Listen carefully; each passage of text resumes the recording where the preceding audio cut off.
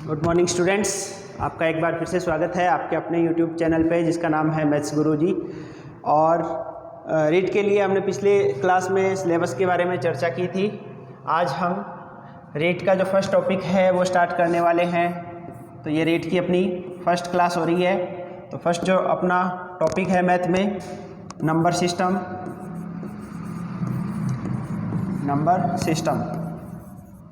तो आज हम नंबर सिस्टम के बारे में पढ़ेंगे, संख्याओं के बारे में पढ़ेंगे, किस किस प्रकार की संख्याएं हैं, क्या क्या है। तो सबसे पहले एक बेसिक इन्फॉर्मेशन इनके बारे में ले लेते हैं। सबसे पहली जो हम संख्याएं पढ़ते हैं मैथ्स में वो है प्राकृत संख्याएं या नेचुरल नंबर।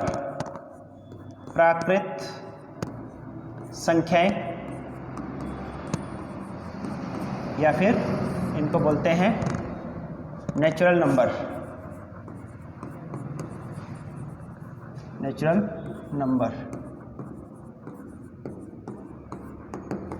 प्राकृत संख्याएं वो है जो मनुष्य ने सबसे पहले काउंट करना सीखा था। तो प्राकृत संख्याओं को हम n से रिप्रेजेंट करेंगे। n से लिखा जाता है इसका जो फर्स्ट जो अल्फ़ाबेट है उससे। और प्राकृत संख्याओं में जो संख्या आती है वो 1 से स्टार्ट होती है। 1, 2, 3, 4 और ऐसे चलते चलते अनंत तक जो संख्याएं हैं उनको हम कहते हैं प्राकृत संख्याएं या नेचुरल नंबर। सभी जानते हैं हम, पर फिर भी हमने स्टार्टिंग से हम पूरा नंबर सिस्टम के बारे में पूरा बेसिक से स्टार्ट कर रहे हैं ताकि किसी भी प्रकार की अगर किसी को कुछ समझ में नहीं आया तो अपने सब कुछ क्लियर होता चले। दूसरे प्रकार की जो संख्याएं आएगी जिनके बारे में हम पढ़ते हैं उनको कहते हैं पूर्ण संख्याएं। एक समय के बाद में जब मनुष्य जंगल में रहता था उस समय सिर्फ इन्हीं संख्याओं की ज़रूरत पड़ रही थी, पर धीरे धीरे जैसे जैसे मानव का विकास हुआ उनको कुछ अधूरा लगा कि ये संख्याएं अभी पूरी नहीं है, तो इनको पूर्ण किया जाए। इन संख्याओं को पूर्ण करने के लिए इनमें 0 ऐड कर दिया प्राकृत संख्याओं में। तो अब जो संख्याएं बन गई उनको ये मान लिया गया कि ये पूर्ण संख्याएं हैं। तो पूर्ण संख्याएं या होल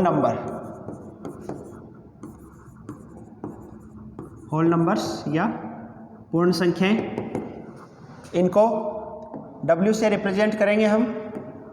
W से लिखा जाता है इसका फर्स्ट अल्फ़ाबेट। और इसमें प्राकृत संख्याओं में जब आप 0 को और शामिल कर लोगे तो ये पूर्ण संख्याएं बन जाती है। तो 0, 1, 2, 3, 4 और अनंत तक।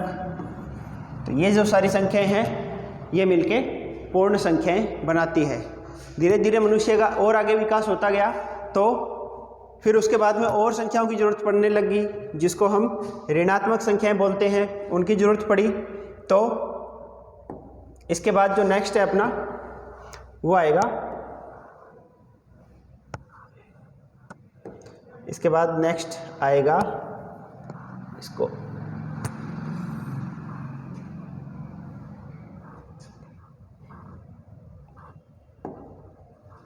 तो इसके बाद तीसरे नंबर पे आ गई पूर्णांक संख्याएं। पूर्णांक संख्याएं या इंटीजर्स।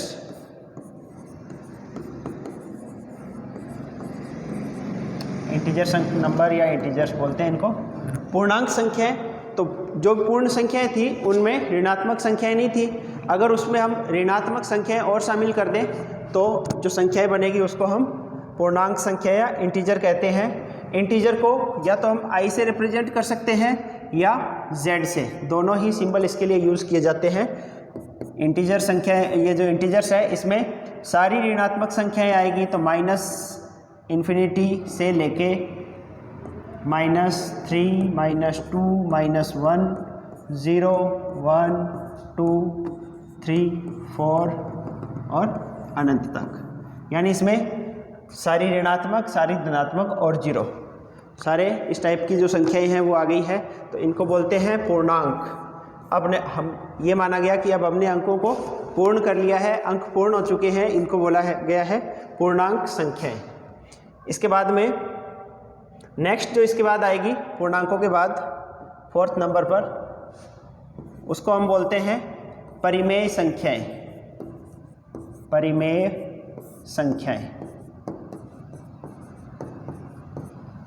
क्योंकि हमने अभी तक जो संख्याएं पढ़ी है पूर्णांक संख्या, इसमें हम देख सकते हैं कि इसमें 0 के बाद सीधा 1 आ रहा था, 1 के बाद सीधा 2, 2 के बाद सीधा 3, यानी अगर 3 के बाद में 4 के बजाय किसी आदमी को 3.5 अगर लिखना हो तो उसके लिए हमारे पास कोई संख्याएं मौजूद नहीं थी हमारे पास। तो अब उस प्रकार की संख्याएं कि 3 के बीच और 4 के बीच में जो संख्याएं हैं जैसे 3.25, 3.5, उनको कैसे लिखा जाए, तो उनको लिखने के लिए एक नई प्रकार की संख्याएं जिसको हम बोलते हैं परिमेय संख्याएं या रेशनल नंबर्स। इसको, ये जो संख्याएं होती है इसको हम Q से लिखते हैं, इसका सिंबल Q है, और इसमें जो संख्याएं आएगी वो आएगी P/Q प्रकार की, जहाँ पे P और Q दोनों पूर्णांक संख्याएं होते हैं। ये पूर्णांक संख्याओं में से कोई भी दो संख्याओं को अगर आप अपॉन में लिख दोगे, कंडीशन ये है कि जो बटे में है हर में वो 0 नहीं होना चाहिए, बटे वाली संख्या 0 नहीं होनी चाहिए। उसके अलावा आप P और Q यहाँ से पूर्णांक संख्याओं में से कोई भी दो संख्याओं को जब आप बटे में लिख दोगे तो वो जो संख्या बनेगी उसको हम बोलते हैं परिमेय संख्याएं। तो परिमेय संख्याओं की ज़रूरत हमें इसलिए पड़ी क्योंकि 2 और 3 कोई भी दो डिजिट के बीच में बहुत सारी संख्याएं होती है, परंतु अगर हमें 3 के बाद जैसे 3.5, 3.25 उनकी जरूरत पड़े तो ऐसे नंबर हमारे पास थे नहीं, तो उसके लिए परिमेय संख्याओं की खोज की गई। तो परिमेय संख्याएं P/Q उस रूप में लिखी जाती है। अब हमें संख्याएं मिल गई, अब इन दोनों के अगर बीच में 3 और 4 के बीच में कोई संख्या लिखनी है तो उसको हम लिख देंगे 3 से 1/4 या 3 से 1/2, 3.5 अगर लिखना है जिसको हम 7/2 लिख सकते हैं। तो परिमेय संख्याएं, इस प्रकार से परिमेय संख्याओं की खोज की गई। अब नेक्स्ट इसके बाद में आता है अपरिमेय संख्याएं। तो इसको भी थोड़ा सा छोटा कर देते हैं, और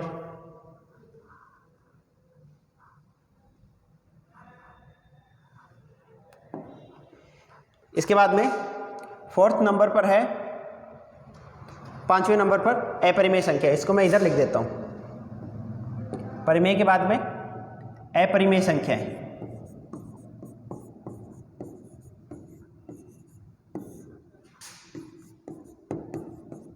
अपरिमेय संख्याएं या इरेशनल नंबर। अपरिमेय संख्याओं को Q कॉम्प्लीमेंट से लिखा जाता है, इसके लिए Q कॉम्प्लीमेंट। ये तो Q था रेशनल नंबर और Q के ऊपर C लगा दिया, Q कॉम्प्लीमेंट, उसका मतलब हो गया इरेशनल नंबर्स या अपरिमेय संख्याएं। तो अपरिमेय संख्याएं वो है जो परिमेय नहीं हो, वे वास्तविक संख्याएं जो परिमेय नहीं हो उनको अपरिमेय संख्याएं कहा जाता है। जैसे √2, √3, पाई, ई, इस प्रकार की जो भी संख्याएं हैं उसको हम अपरिमेय संख्याएं कहते हैं। इसके बाद में आप यहाँ देख सकते हो परिमेय जो संख्याएं हैं इसको हम बटे के रूप में लिखा जाता है, वो सारी संख्याएं परिमेय संख्याएं हैं। अब बटे के रूप में जब संख्या लिखी जाएगी तो उसको जब हम हल करेंगे तो उसका जो हल आएगा वो दशमलव में आएगा, ठीक है। बटे के रूप में जब भी हम संख्या लिखेंगे तो अगर ऊपर वाली संख्या छोटी है और नीचे वाली संख्या बड़ी है तो उसका हल दशमलव में आएगा। अब दशमलव में आएगा तो दशमलव दो प्रकार के हो सकते हैं। तो दशमलव में जब हल होगा इसका तो दशमलव हल दो प्रकार के हो सकते हैं। पहला होता है जिसको बोलते हैं शांत दशमलव प्रसार। दशमलव प्रसार जो है वो एक तो होता है शांत या टर्मिनेटिंग, सेकंड होता है अशांत दशमलव प्रसार, अशांत या नॉन टर्मिनेटिंग।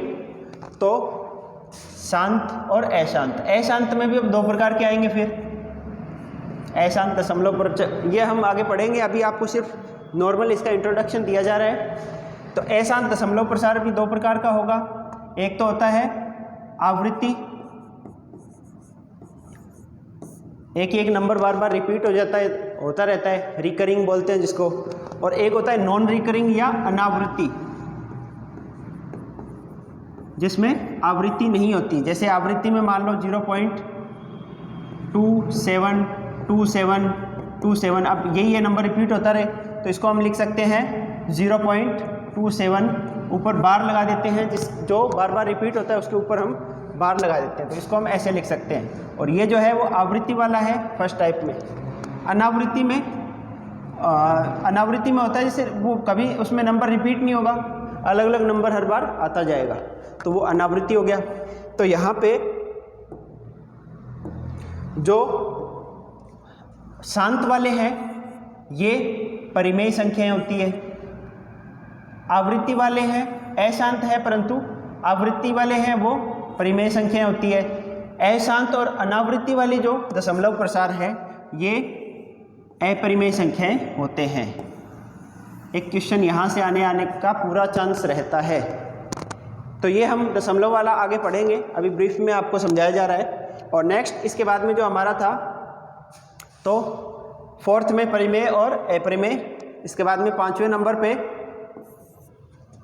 हमारा आ जाएगा वास्तविक संख्याएं। वास्तविक संख्याएं, वास्तविक संख्याओं को रियल नंबर्स इंग्लिश में कहेंगे हम, रियल नंबर, वास्तविक संख्याएं। तो वास्तविक जो संख्याएं हैं इनको हम R से लिखते हैं। और इसमें कौन कौन सी संख्याएं शामिल होगी? इसमें Q प्लस Q कॉम्प्लीमेंट, परिमेय संख्याएं और अपरिमेय संख्याएं, ये सारी संख्याएं मिलके वास्तविक संख्याएं बनते हैं। और इसके बाद में एक और होता है वास्तविक संख्याओं के बाद में, जिसको थोड़ा सा और छोटा करना पड़ रहा है मुझे।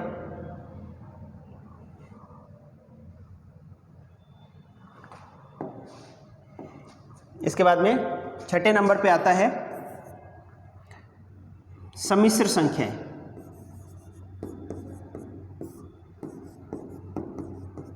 सम्मिश्र संख्याएं, हालांकि ये 10th लेवल के बाद होता है, 11th में और 11th में हम पढ़ना स्टार्ट करते हैं इसको, परंतु संख्याओं में इसके बारे में भी थोड़ा बहुत हम देख लेते हैं। इनको बोलते हैं कॉम्प्लेक्स नंबर्स। तो सम्मिश्र संख्याएं जो है इसको हम फर्स्ट जो इसका अल्फ़ाबेट है C उससे रिप्रेजेंट करते हैं, और ये होता है A प्लस I B, इस रूप में, जहाँ पे A और B दोनों वास्तविक संख्याएं होती है। और I या आयोटा, इसको बोलते हैं आयोटा, और आयोटा का मतलब होता है, आयोटा की वैल्यू होती है √-1, है ना, क्योंकि अंडर रूट में धनात्मक संख्याओं के लिए तो वास्तविक संख्या, वहाँ तक तो वास्तविक संख्याएं हैं, परंतु अंडर रूट में अगर माइनस ऋणात्मक संख्याएं आ जाए तो वो वास्तविक संख्याओं से बाहर चला जाता है। तो उसके लिए कोई नया सिस्टम बनाना पड़ा हमें, उसको बोलते हैं नंबर, या कॉम्प्लेक्स नंबर या सम्मिश्र संख्याएं, जिसमें अंडर रूट -1 को एक नया सिंबल दे दिया गया आयोटा। तो टोटल नंबर्स इतने हैं, इनके बारे में हम पढ़ेंगे। इसमें इम्पोर्टेंट जो क्वेश्चन आता है वो क्वेश्चन ये है कि आपसे ये पूछा जाता है कि क्या प्राकृत संख्याएं, सभी प्राकृत संख्याएं पूर्णांक संख्याएं होती है? क्या पूर्ण संख्याएं वास्तविक संख्याएं होती है? क्या अपरिमेय संख्याएं या क्या परिमेय संख्याएं पूर्णांक संख्याएं होती है? इस प्रकार से क्वेश्चन घुमा फिरा के आपसे पूछा जाता है।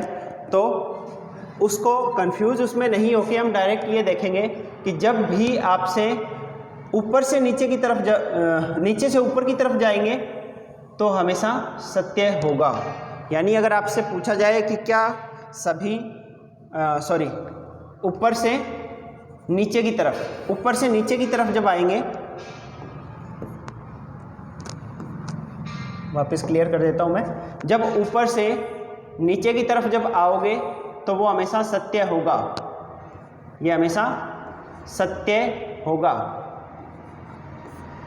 तो क्या सभी प्राकृत संख्याएं पूर्ण संख्याएं होती है? आप कहोगे हाँ, सभी प्राकृत संख्याएं पूर्ण संख्याएं होती है। क्या सभी प्राकृत संख्याएं पूर्णांक संख्याएं होती है? हाँ, सभी प्राकृत संख्याएं पूर्णांक संख्याएं होती है। क्या सभी प्राकृत संख्याएं परिमेय संख्याएं होती है? हाँ, सभी प्राकृत संख्याएं परिमेय संख्याएं होती है। इसी प्रकार क्या सभी प्राकृत संख्याएं वास्तविक संख्याएं होती है? हाँ। क्या सभी प्राकृत संख्याएं सम्मिश्र संख्याएं होती है? हाँ। ऊपर से जब भी हम नीचे की तरफ बढ़ेंगे तो हमारा आंसर रहेगा हाँ, परंतु नीचे से जब ऊपर की तरफ जाओगे तो हमेशा हमारा आंसर रहेगा ना। क्या सभी वास्तविक संख्याएं प्राकृत संख्याएं होती है? नहीं। क्या सभी पूर्ण संख्याएं प्राकृत संख्याएं होती है? नहीं। तो नीचे से ऊपर जब भी जाओगे तो हमारा आंसर ना होगा, ऊपर से जब नीचे की तरफ आओगे तो हमारा आंसर हमेशा हाँ होगा। तो इस तरीके से आप कोई भी क्वेश्चन कैसे भी आपको घुमा के दे दिया जाए, आप उनका आंसर बता सकते हो। अपरिमेय जो है ये पूरा अलग कंसेप्ट है, ये इसमें कहीं पे भी शामिल नहीं होगा, इसीलिए मैंने उसको अलग रखा हुआ है। क्वेश्चन आपसे इनसे पूछा जाता है, आपसे पूछा जाएगा क्या सभी पूर्णांक संख्याएं पूर्ण संख्याएं हैं? मतलब यहाँ से क्या सभी पूर्णांक संख्याएं पूर्ण संख्याएं हैं? यहाँ से ऊपर की तरफ जा रहे हैं, उत्तर हो जाएगा नहीं। सभी प्राकृत संख्या सभी पूर्णांक संख्याएं पूर्ण संख्याएं नहीं होती। अगर ये पूछा जाए कि क्या सभी पूर्ण संख्याएं पूर्णांक संख्याएं होती है, तो हमारा आंसर होगा हाँ। क्या सभी पूर्णांक संख्याएं वास्तविक संख्याएं होती है? क्या पूर्णांक संख्याएं परिमेय संख्याएं होती है? तो आप कहोगे हाँ। तो सीधा सा कंसेप्ट यही है, इनको क्रम से हमें ध्यान होना चाहिए। इसके बाद में ऊपर से नीचे की तरफ जब भी आप बढ़ोगे आपका आंसर हाँ होगा, और आप अगर नीचे से ऊपर की तरफ जा रहे हो तो आपका आंसर ना होगा। उम्मीद करता हूँ यहाँ तक आपको समझ में आ चुका है। अब हम चलते हैं नेक्स्ट।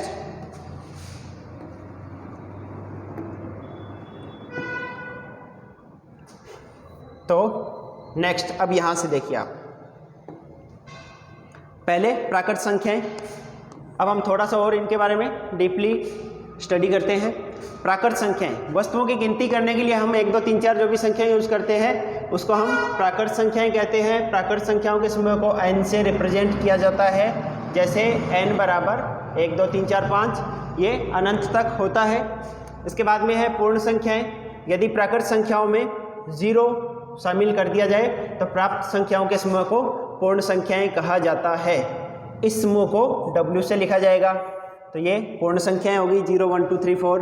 उसके बाद में प्राकृत संख्याएं और पूर्ण संख्याओं के बारे में, प्राकृत संख्याएं और पूर्ण संख्याओं के समुच्चय में क्या अंतर होता है? प्राकृत संख्याओं का समुच्चय 1 से लेकर शुरू होता है, जबकि पूर्ण संख्याओं का समुच्चय 0 से स्टार्ट होता है। प्राकृत और पूर्ण संख्याओं के समुच्चय की तुलना करने पर हम देखते हैं कि समस्त प्राकृत संख्याएं पूर्ण संख्याएं हैं। ये आपको मैंने बताया था, नेचुरल नंबर, उसके बाद होल नंबर। तो ऊपर से जब नीचे की तरफ आप आओगे तो सभी प्राकृत संख्याएं पूर्ण संख्याएं होती है, आप कहोगे हाँ। तो इसने यही कहा है सभी प्राकृत संख्याएं, समस्त प्राकृत संख्याएं पूर्ण संख्याएं है। 0 के अतिरिक्त समस्त पूर्ण संख्याएं प्राकृत संख्याएं हैं। 0 को जब हटा दोगे तो ये 0 हटाने के बाद में बाकी जो बचा वो प्राकृत संख्या ही है। 1 सबसे छोटी प्राकृत संख्या है, ये अच्छा है। 1 सबसे छोटी प्राकृत संख्या है, जबकि 0 सबसे छोटी पूर्ण संख्या। पूर्ण संख्याओं की बात करोगे तो सबसे छोटी संख्या 0 है, प्राकृत संख्याओं की बात करोगे तो सबसे छोटी प्राकृत संख्या 1 होती है। प्राकृत तथा पूर्ण संख्याएं अनंत तक होती है, आगे अनंत तक चलती जाती है ये। ठीक है, यहाँ तक आया समझ में? अब नेक्स्ट, इसके बाद में है पूर्णांक संख्याएं।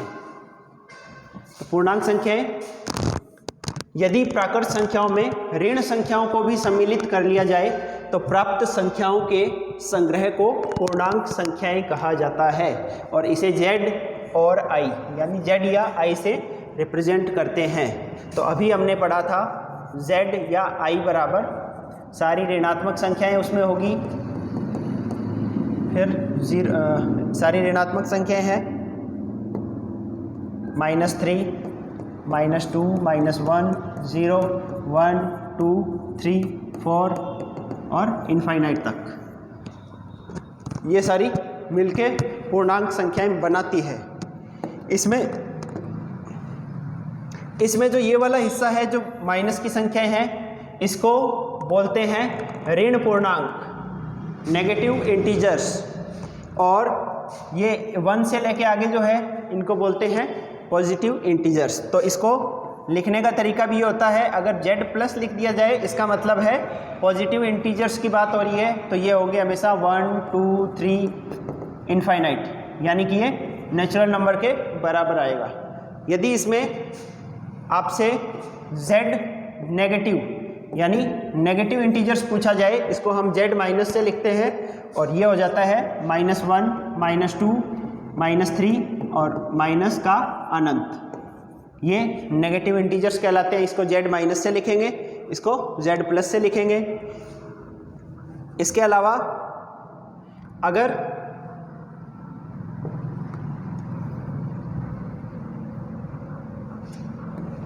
इसके बाद में है यदि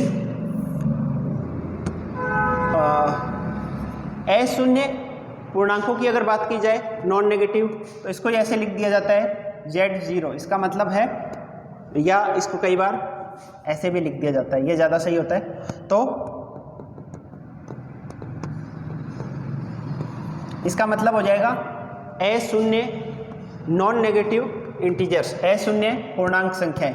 तो इसको हम 0 हटा देंगे, 0 के अलावा जितनी भी है, तो +-1 +-2 +-3 और ये अनंत तक, प्लस माइनस अनंत, यानी इस तरफ भी 1 से लेके अनंत तक, इस तरफ भी 1 से लेके अनंत, तो दोनों को हमने एक साथ लिख दिया। ये नॉन ज़ीरो इंटीजर्स होते हैं। इसके बाद में इवन इंटीजर्स, इवन या सम पूर्णांक। तो सम पूर्णांक जो होते हैं, सम संख्या हम जानते हैं, सम पूर्णांक किसे कहेंगे, जिसमें 2 का भाग पूरा पूरा चला जाए। तो 2 का भाग इसमें आप देखोगे कौन कौन से में जाएगा, तो ये हो जाएगा +-2 +-4 +-6 +-8, ये सारे नंबर है वो इवन नंबर्स कहलाते हैं। ऑड इंटीजर्स या विषम पूर्णांक। तो विषम जो पूर्णांक होते हैं वो होते हैं +-1 +-3 +-5 +-7, ये सारे मिलके ऑड इंटीजर्स या विषम पूर्णांक बनाते हैं। अच्छा, ये जो इवन है इसमें 0 भी इवन में शामिल किया जाता है। 0 को सम संख्या, वैसे तो सम और विषम कहीं नहीं है, पर अगर यूज़ करना पड़े तो उसको सम में यूज़ किया जाता है। इसके अलावा और इसमें क्या दे रखा है, संख्या रेखा पर शून्य के दाईं ओर के, ये हमने पढ़ी लिया, शून्य के दाईं ओर के जो पूर्णांक है उसको हम धन पूर्णांक, और शून्य के बाईं ओर के जो पूर्णांक है उनको ऋण पूर्णांक कहा जाता है। शून्य प्रत्येक धन पूर्णांक से छोटा, ये जो शून्य है वो सभी धन पूर्णांक जो है उनसे तो सबसे छोटा होता है, और जो ऋण पूर्णांक है उनमें सबसे बड़ा होता है, ये हमने पढ़ लिया है। इसके बाद में है नेक्स्ट अपना जो हमने पढ़ी थी परिमेय संख्याएं, ऐसी संख्याएं जिनको P/Q इस रूप में लिख दिया जाए, लिख सकते हो, तो वो जहाँ पे P और Q जो है वो पूर्णांक होने चाहिए और Q 0 नहीं होना चाहिए।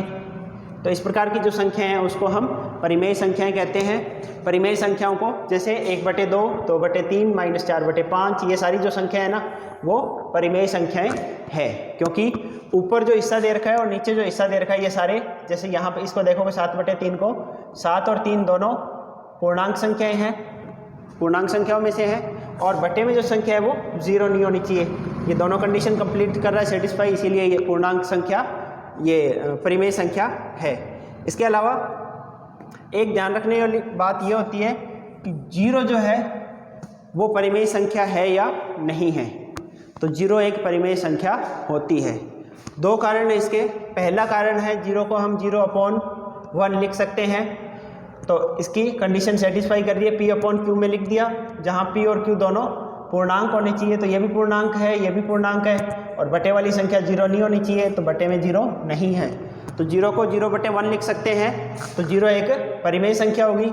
दूसरा कारण ये है, 0 है वो प्राकृत संख्याओं में आता है।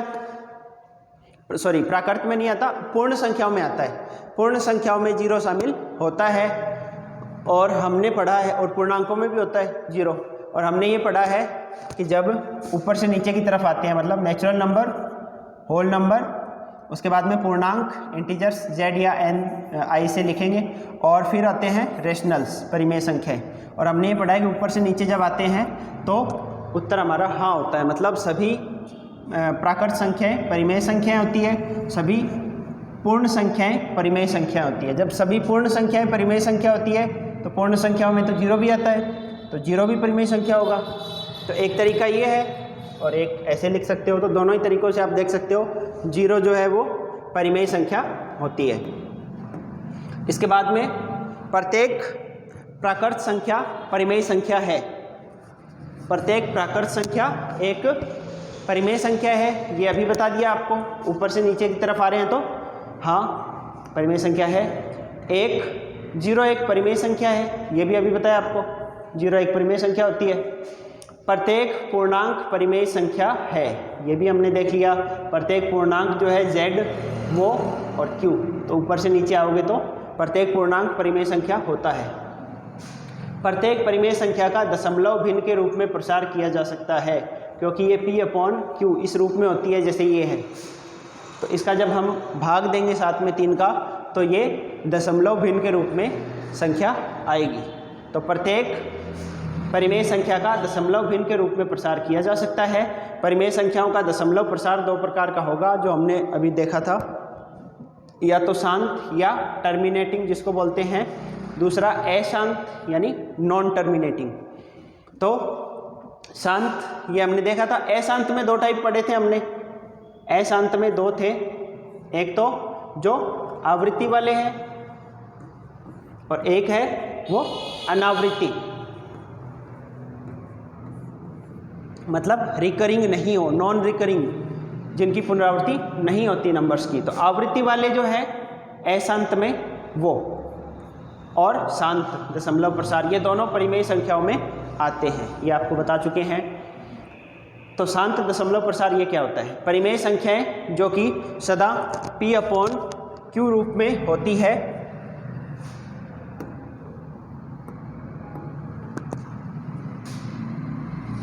p में q का भाग देने पर अंत में शेषफल 0 प्राप्त होता है।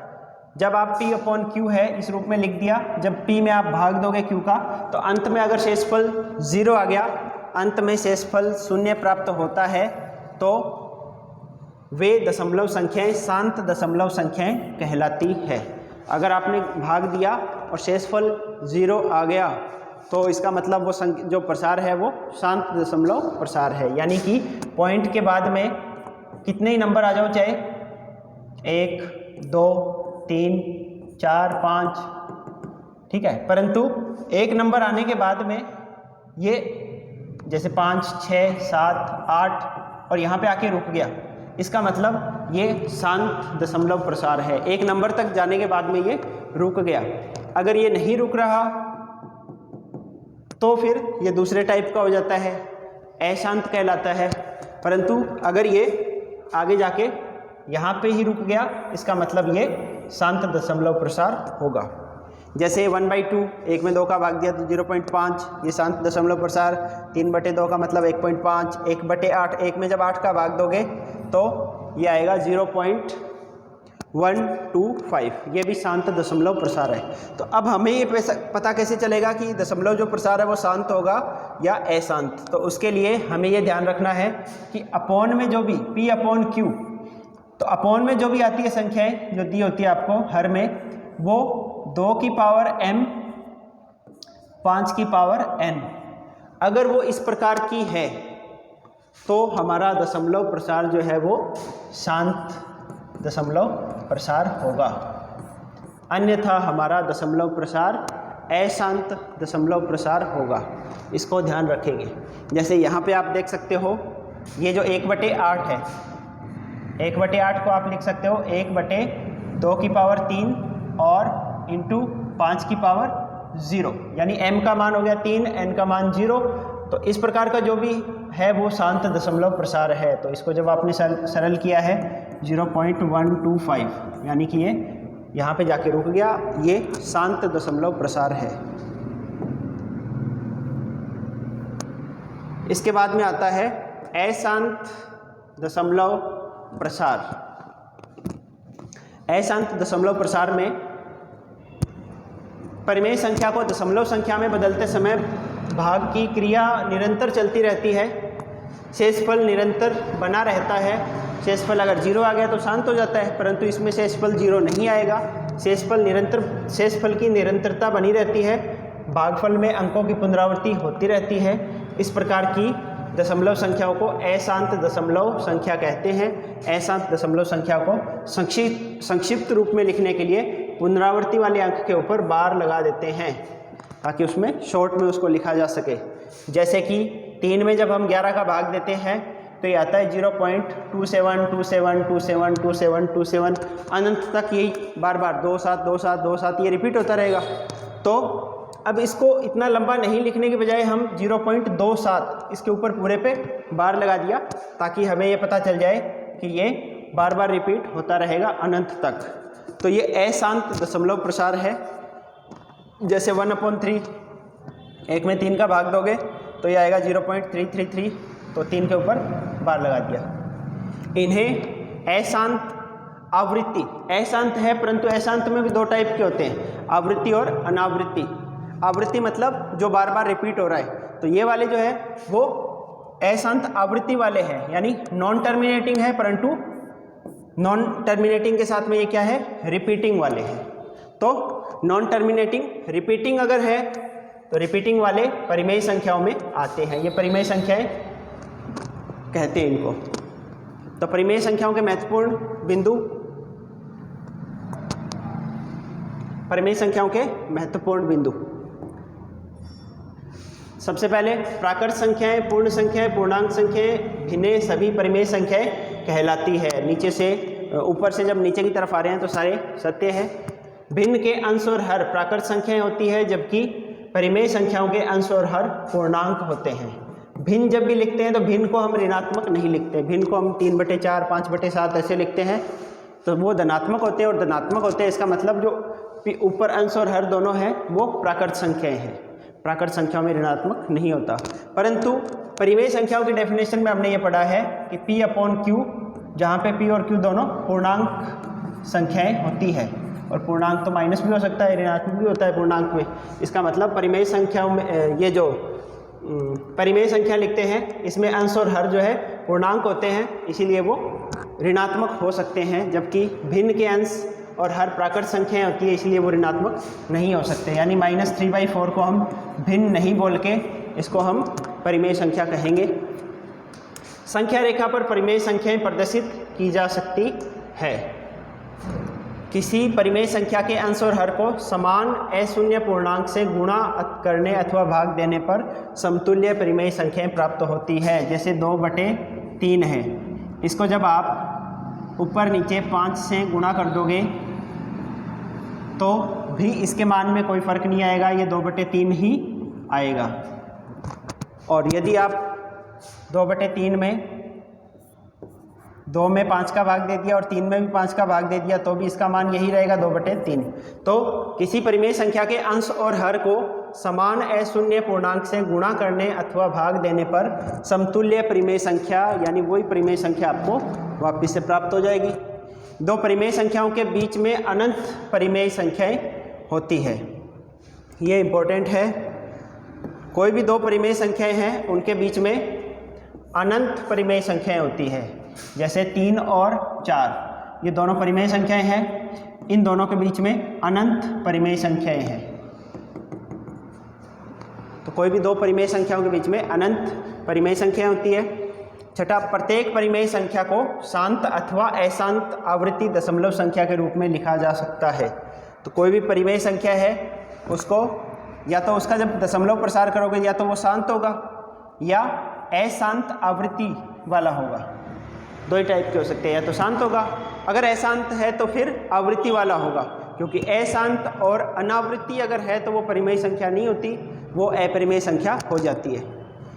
7th, शांत परिमेय संख्या का हर सदैव 2 की पावर m और 5 की पावर n प्रकार का होता है। ये अभी देखा था हमने। अगर शांत दशमलव प्रसार है तो उसमें जो हर में है, जो बटे में संख्या है, वो 2 की पावर m इंटू 5 की पावर n इस रूप की होती है। 8वां, यदि परिमेय संख्या का हर 2 की पावर m इंटू 5 की पावर n इस रूप का नहीं है तो वो अशांत आवृत्ति वाला होगा। बटे में अगर ये नहीं है, इस टाइप का गुणनखंड नहीं बन रहा, उसका 2 और 5 के अलावा कोई गुणनखंड आ रहा है, इसका मतलब उसका जो दशमलव प्रसार है वो अब शांत नहीं है, वो अशांत होगा। इसके बाद में है 9वां, यदि परिमेय संख्या के अंश तथा हर में 1 के अतिरिक्त अन्य कोई उभयनिष्ठ गुणनखंड नहीं है तो वह परिमेय संख्या का मानक रूप या स्टैंडर्ड फॉर्म कहलाती है। जैसे 3/4, इन दोनों में कोई भी गुणनखंड इनका कॉमन नहीं है, परंतु अगर आप इसको 4/10 लिखोगे तो ये इसमें आप देखोगे ये 2 इंटू 2 इसके गुणनखंड, इसके गुणनखंड 5 इंटू 2, तो आप देखोगे इसमें ये गुणनखंड कॉमन आ रहा है और इस वाले में कोई भी गुणनखंड इनका कॉमन नहीं था। तो इस प्रकार की जो फॉर्म होती है उसको हम बोलते हैं मानक रूप या स्टैंडर्ड फॉर्म। इसके बाद में है परिमेय संख्या ऋणात्मक हो सकती है किंतु उसका हर सदैव धनात्मक ही लिया जाता है। कोई भी परिमेय संख्या ऋणात्मक हो सकती है किंतु उसका हर सदैव धनात्मक लिया जाएगा। यानी अगर कहीं आपको 3/-4 ऐसा लिखा हुआ दिखाई दे तो आप इसको -3/4 ही लिखेंगे या समझेंगे, क्योंकि इसका हर कभी भी ऋणात्मक नहीं लिखा जाता। अगर दोनों ही माइनस के हैं तो माइनस माइनस कट के प्लस हो जाएगा, परंतु ऊपर वाला प्लस और नीचे माइनस दे रखा है तो आप इसको सही रूप में लिखने के लिए इसका हर कभी भी ऋणात्मक नहीं लिखोगे आप। इसके बाद में है 2 परिमेय संख्याएं x और y, जहां x छोटा है y से, इनके मध्य की परिमेय संख्या अगर हमें ज्ञात करनी हो तो इसका ये सूत्र होता है x + y/2। कोई भी 2 परिमेय संख्याओं के मध्य की संख्या आपसे पूछी जाए तो x + y/2। ये x + y/2 जो है वो x से तो बड़ी होगी और y से छोटी होगी। अशांत आवृत्ति अंकों को p/q में परिवर्तित करना। तो जो अशांत दशमलव प्रसार हमें दिया है उसको p/q रूप में कैसे लिखा जाएगा वो देखते हैं अब। एक क्वेश्चन तो पूरा मेथड से सॉल्व किया हुआ है, इसको हम शॉर्ट मेथड से समझने की कोशिश करेंगे। तो आप देखिए,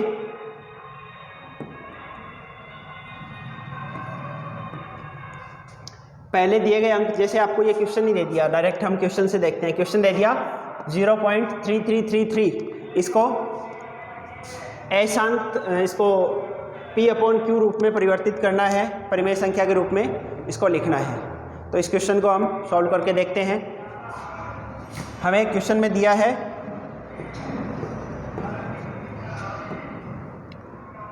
इसको x मान लेते हैं, x बराबर 0.3333, ये अनंत बार है, या इसको x बराबर 0.3 का बार ऐसे दिया जा सकता है। दोनों में से कोई एक तरीका हमें लिख के इसने दे दिया सवाल में, x बराबर 0.3 का बार है, इसको p/q रूप में बदलो।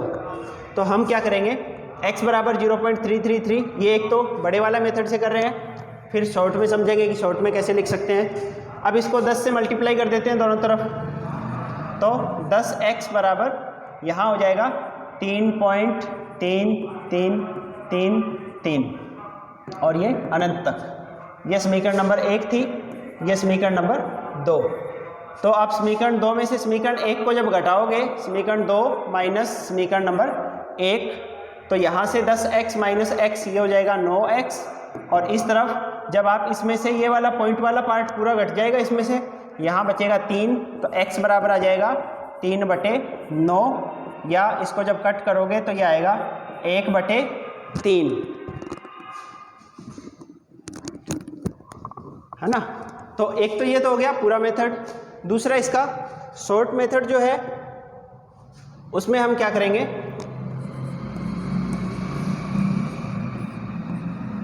शॉर्टकट या शॉर्ट मेथड। तो शॉर्ट मेथड में शॉर्टकट थोड़ा सा नेगेटिव सेंस में आता है, तो हम इसकी जगह शॉर्ट ट्रिक लिख देते हैं। तो शॉर्ट ट्रिक से इसको कैसे किया करना है हमें, हमें दे रखा है x बराबर 0.03 का बार। तो हमें क्या करना है, जिस अंक पे बार लगी हुई है उसको वैसे का वैसा बार हटा के लिख देंगे, और जो बिना बार वाला होता है उसको हम इसमें से घटा देते हैं। अभी तो कोई ऐसा है नहीं, और बटे में जितने अंकों पे बार लगी हुई है दशमलव के बाद उतने 9 लिख देते हैं, और बाकी अगर बिना बार वाला कोई दशमलव अंक है तो उतने हम 0 लगाते हैं। यहाँ पे कोई ऐसा था नहीं तो इसकी बार हटा दी और जितने अंकों पे बार है उतने 9 लिख दिए बटे में। तो ये शॉर्ट मेथड है। एक क्वेश्चन और करके देखेंगे जिससे कि हमें आसानी से समझ में आ सके कि ये कैसे होता है। तो ये 1/3 हो गया था हमारा। एक क्वेश्चन और देखते हैं अभी। तो अब अगला क्वेश्चन देखते हैं। नेक्स्ट ये 3 क्वेश्चन हमारे सामने हैं। इसमें देखते हैं पहले वाला जो है, इसमें शॉर्ट मेथड से करने की कोशिश करते हैं। तो शॉर्ट मेथड से आप देखोगे x की वैल्यू क्या आएगी, जितनों पे बार है बार हटा दो, तो ये हो गया 45 अपॉन जितने पे बार है उतने 9 लग जाएंगे, और बार जिस पे नहीं है, अगर दशमलव के बाद ऐसी कोई संख्या जिस पे बार नहीं है उतने उसके आगे 0 लगते हैं। तो यहाँ तो बिना बार का तो कोई है ही नहीं, तो इसका आ गया 45/99, ये इसका आंसर आएगा। फिर इसको 3 से कट कर लेंगे। अब आप देखो ये इस प्रकार के जो होते हैं जिसमें सभी अंकों पे बार होता है उसको हम बोलते हैं विशुद्ध आवृत्ति दशमलव संख्याएं, और ये जिस पे कुछ एक पे बार है कुछ पे नहीं है, इस प्रकार के 2 सवाल है, इनको बोलते हैं मिश्रित आवृत्ति डेसिमल नंबर्स। तो इसको क्या करेंगे हम, इसमें जिस पे बार, पहले तो बार बिना बार के लिख दो इस संख्या को सीधा 18, बार पॉइंट सब हटा दो, ये संख्या बन गई। इसमें से हम जो बिना बार वाली संख्या है वो हटा देंगे, इसमें से घटाएंगे। बिना बार वाली कौन सी है, 1, तो उसको हमने घटा दिया। अपॉन में जितनी संख्याओं पे बार लगा हुआ है उतने 9 आएंगे, और जितनी संख्याओं पे बार नहीं है वो उतने 0 आएंगे। तो इसका मान आएगा 18 - 1 17/90। ऐसे ये जैसे सवाल है इसमें आप देखोगे, शॉर्ट में आप समझने की कोशिश करें तो पहले तो पूरे में से बार हटा दो, तो ये आ गया 43,213। इसमें से घटाएंगे जो बिना बार वाले अंक है उससे जो संख्या बन रही है वो घटाएंगे। जैसे यहाँ पे 1 घटाया था वैसे इसमें से बिना बार वाले हैं 43, 4 और 3 दोनों, तो ये उस पूरी संख्या में से घटेगा। अपॉन में जितने पे बार है उतने 9 आएंगे, 3 पे बार था 3 बार 9 आ गया, और 2 पे बार नहीं है तो 2 0 आ जाएंगे। तो इसका आंसर आएगा 43। 213 में से 43 घटाओगे तो 170/99900। ये शॉर्ट मेथड से। एक क्वेश्चन और कर लेते हैं।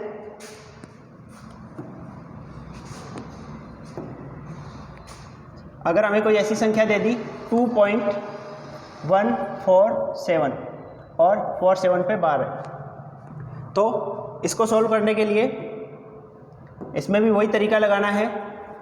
तो x की वैल्यू क्या आ जाएगी, दशमलव हटा दो, 21 47 दशमलव और बार ये हटा देंगे हम, संख्या बन गई 21 47। इसमें से बिना बार वाले जो अंक है उनसे जो संख्या बन रही है 21 वो घटा दी।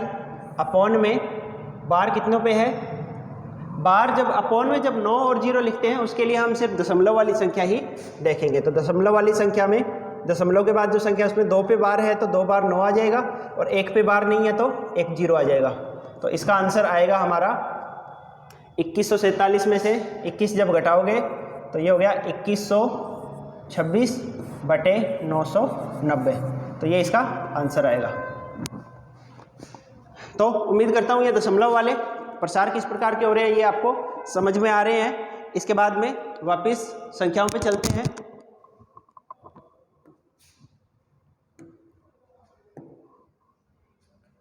तो ये हमने सारा कर लिया सिस्टम। इसके बाद में है अपरिमेय संख्याएं।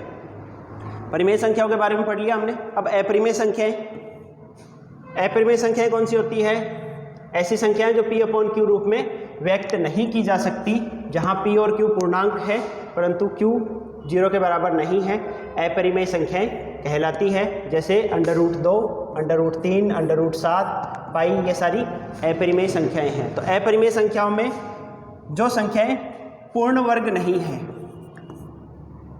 पूर्ण वर्ग संख्याएं कौन सी होती है? परफेक्ट स्क्वायर जो होते हैं, जैसे कि 1, फिर 2 का स्क्वायर 4, 3 का स्क्वायर 9, 4 का स्क्वायर 16, 5 का स्क्वायर 25, 6 का स्क्वायर 36, 7 का स्क्वायर 49, 64, है ना, 81 एंड 100 और ऐसे ही। तो ये जो संख्याएं हैं ये होती है पूर्ण वर्ग संख्याएं।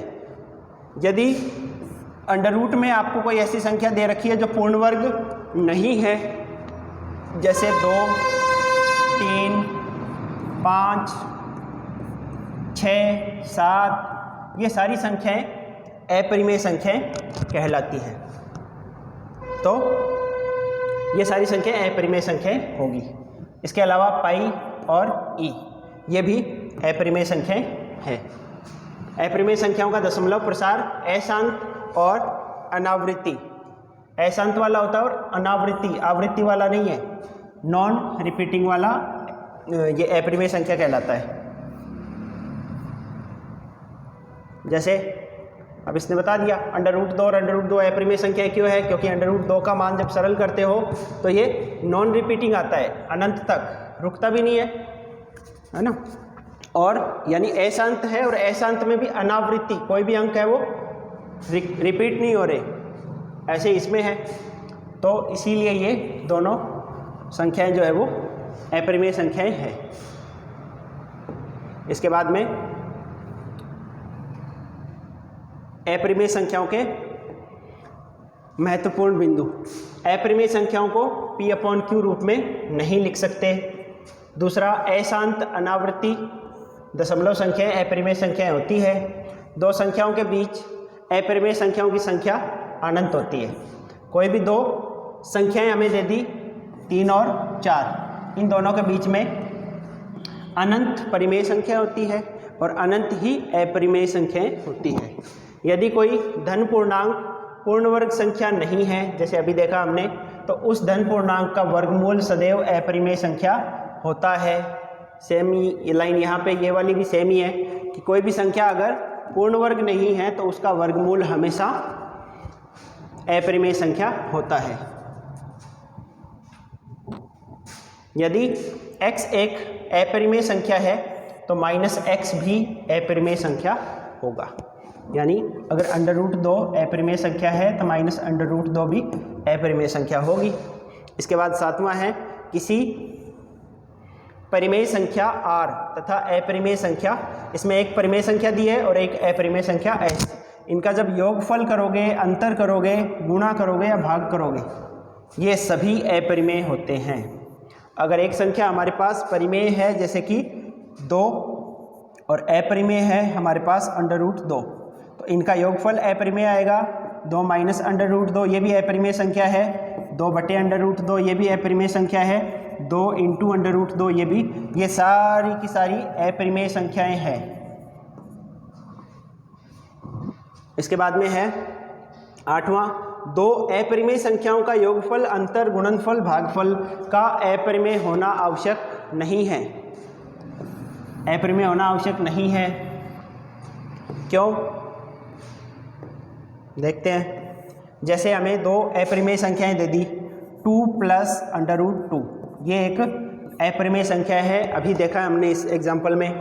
ऐसे ही 2 - √2 ये भी अपरिमेय संख्या है। अब इन दोनों अपरिमेय संख्याओं को जब हम जोड़ेंगे तो ये √2 से √2 कट जाएगा और इसकी वैल्यू आ जाएगी 4। तो दो अपरिमेय संख्याओं का योगफल, अपरिमेय संख्या होना कोई ज़रूरी नहीं है, ये अपरिमेय नहीं है, ये तो परिमेय है।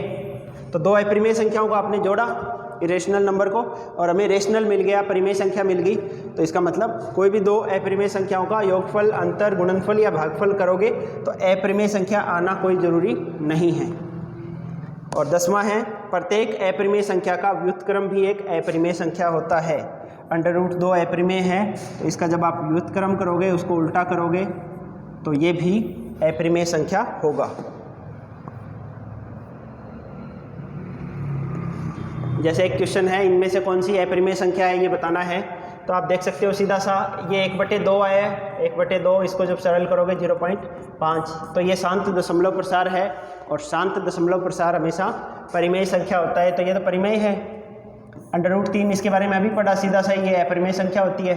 √9 इसकी वैल्यू 3 आती है जो कि परिमेय संख्या है, और 3/4 इसको जब सरल करोगे तो इसका मान आएगा 0.75। यह भी शांत दशमलव प्रसार है, इस वजह से परिमेय संख्या, तो हमारा आंसर बी हो जाएगा।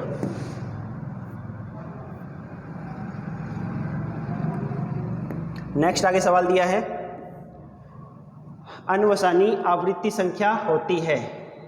तो अनवसानी मतलब जो अनंत तक लगातार बढ़ती जाए, और आवृत्ति जिसमें रिपीटिंग, तो अशांत हो और रिपीट हो रहे हो नंबर, इस प्रकार की कौन सी संख्या है इसमें?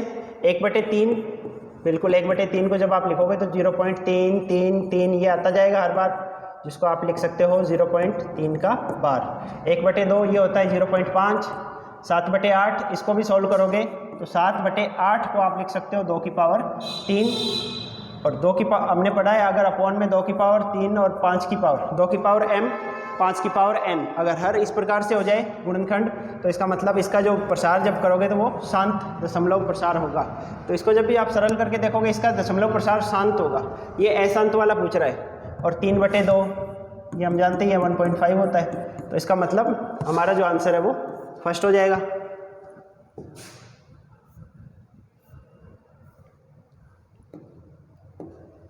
समस्त परिमेय और अपरिमेय संख्याओं का संग्रह कहलाता है।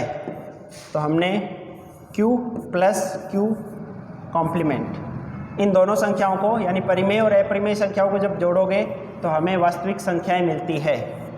तो समस्त परिमेय और अपरिमेय संख्याओं का संग्रह वास्तविक संख्याएं कहलाता है।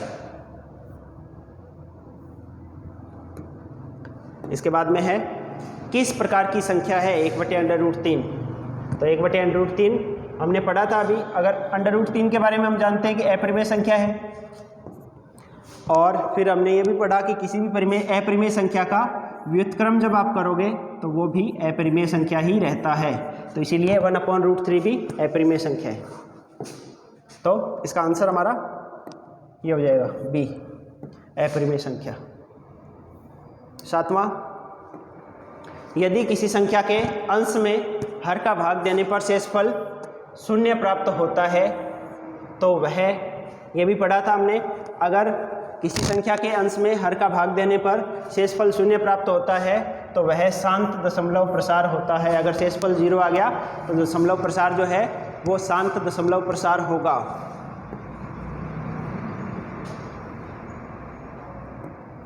ये सवाल किया ही था हमने, 0.333 इसको हमने लिख दिया 0.3 का बार, और फिर x बराबर क्या आ जाएगा, पॉइंट और बार हटा देते हैं तो 3, और अपॉन में जितने अंकों पे बार है उतने 9, और जिन पे बार नहीं होता उतने 0 होते हैं। तो ये x बराबर 3/9 हो गया, 3 से काटोगे तो 1/3, तो इसका सी आंसर सही होगा। किसी परिमेय और अपरिमेय संख्या का अंतर होता है। एक परिमेय संख्या दे दी हमें और एक अपरिमेय संख्या, तो उसका अंतर तो अभी पढ़ा था हमने, अगर परिमेय संख्या को r से और अपरिमेय संख्या को s से लिखे तो इनका योगफल, इनका अंतर, इनका गुणनफल और इनका भागफल, ये सारे के सारे अपरिमेय होते हैं। तो इसका मतलब यहाँ पे इसका आंसर अपरिमेय आ जाएगा। इसके बाद में है, निम्नलिखित संख्याओं को दशमलव संख्या में व्यक्त कीजिए तथा दशमलव प्रसार का प्रकार बताइए। तो इनको दशमलव प्रसार में लिखना है और फिर किस प्रकार का दशमलव प्रसार है। तो आप इसको क्वेश्चन को आप इसको देखोगे, इसके जो लिख सकते हैं हम 1/2 की पावर 4 और 5 की पावर 0, यानी 2, इसका जो हर है वो 2 की पावर m और 5 की पावर n रूप में लिख सकते हैं। तो ये दशमलव प्रसार शांत दशमलव प्रसार होगा। 1/7 और 1/11 इनके बारे में आपको करके देख लेना। ये क्वेश्चन शांत आ रहा है या अशांत आ रहा है, किस प्रकार का दशमलव प्रसार है वो आपको करके देखना है। अब इसको परिमेय संख्या के रूप में बदलना है हमें। तो x बराबर 0.361 पे बार लगा दो तो ये x बराबर हो जाएगा। अब बार और पॉइंट हटा दो तो 361 बटे में जितने अंकों पे बार है उतने 9 और जिन पे बार नहीं है उतने 0। ऐसा कुछ है ही नहीं बिना बार वाला, तो इसका आंसर ये हो जाएगा। अब अगर ये कट हो रहा है, कट नहीं होगा, तो ये आंसर आ जाएगा हमारा। इसके आगे नहीं है। तो इसके बाद में एक अपना और रह गया था। इसके बाद में हमारा रह गया था, हमने परिमेय संख्याओं तक पढ़ लिया, नेचुरल नंबर, उसके बाद में होल नंबर पढ़ लिए, उसके बाद में इंटीजर्स पढ़ लिए, z या i से लिखते हैं, उसके बाद में हमने रेशनल, फिर इरेशनल, और फिर अपने नेक्स्ट है अपना रियल नंबर। तो रियल नंबर या वास्तविक संख्याएं जो होती है वो q प्लस q कॉम्प्लीमेंट, परिमेय और अपरिमेय संख्याओं को जब मिलाओगे तो वास्तविक संख्याएं मिलती है। और वास्तविक संख्याओं को हम वास्तविक रेखा पर दर्शा सकते हैं। वास्तविक रेखा हमने पढ़ी है, जब ग्राफ वगैरह बनाते हो एक्स अक्ष जिसको लिखते हैं वो वास्तविक संख्या रेखा कहलाती है। जैसे 0, 1, 2, इधर हम प्लस धनात्मक संख्या लिखते हैं 3, 4, और इस तरफ ऋणात्मक -1, -2, -3, ये होता है माइनस अनंत, इधर होता है प्लस अनंत। ये जो होती है इसको बोलते हैं संख्या रेखा या वास्तविक संख्या रेखा। इस पे कोई भी अंक जो है आप निशान लगाओगे वो सारे अंक वास्तविक संख्याएं कहलाते हैं। अगर यहाँ 3.7 है, 3.198 है, कुछ भी हो वो सारे वास्तविक संख्याएं हैं। तो ये वास्तविक संख्याएं, और इसके बाद में आता है कॉम्प्लेक्स नंबर या सम्मिश्र संख्याएं। तो ये जो सारे हैं सम्मिश्र संख्या के बारे में भी हम पढ़ चुके हैं।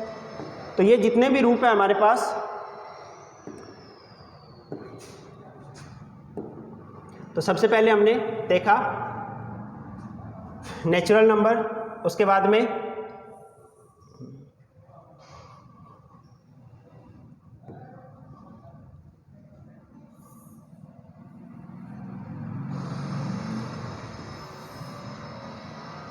हम थोड़ा सा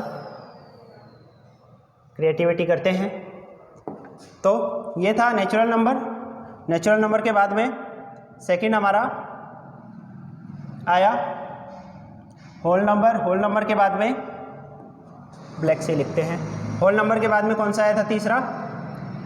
इंटीजर्स i या z। उसके बाद में फोर्थ नंबर हमारा आया था रेशनल, और उसके बाद में पांचवें नंबर पे है हमारा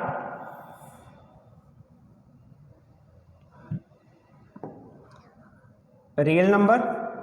और रियल नंबर में r और q दोनों ही होते हैं। रियल नंबर में q और q कॉम्प्लीमेंट, परिमेय और अपरिमेय संख्या सारी आती है। और लास्ट में इसका जो आता है वो होता है कॉम्प्लेक्स नंबर। तो ये इस प्रकार से इसका ग्राफ है। अब आपसे अगर पूछा जाए कि क्या सभी प्राकृत संख्याएं वास्तविक संख्याएं हैं? हाँ, तो वास्तविक संख्याओं के घेरे के अंदर आ रहा है ये, तो सभी प्राकृत संख्याएं वास्तविक संख्याएं होती है। तो इस प्रकार से आप इन सबको याद रख सकते हो। तो ये हमारा नंबर सिस्टम, हमने थ्योरेटिकल पार्ट इसका कंप्लीट कर लिया है। इसके ऊपर जितने क्वेश्चंस होंगे वो हम क्वेश्चन प्रैक्टिस, जितने ज़्यादा हो सके उतने क्वेश्चन प्रैक्टिस करने की कोशिश करेंगे। आप ज़्यादा से ज़्यादा विद्यार्थियों तक इस वीडियो को पहुंचाओ, इस चैनल को पहुंचाओ, ताकि हम एक बड़े प्लेटफॉर्म पे एक साथ तैयारी कर सकें और रीट 2023 को क्लियर कर सकें। हमारा उद्देश्य है रीट में मैथ में 60 में से 60 अंक आए, ये हमारा उद्देश्य रहेगा। Thank you very much.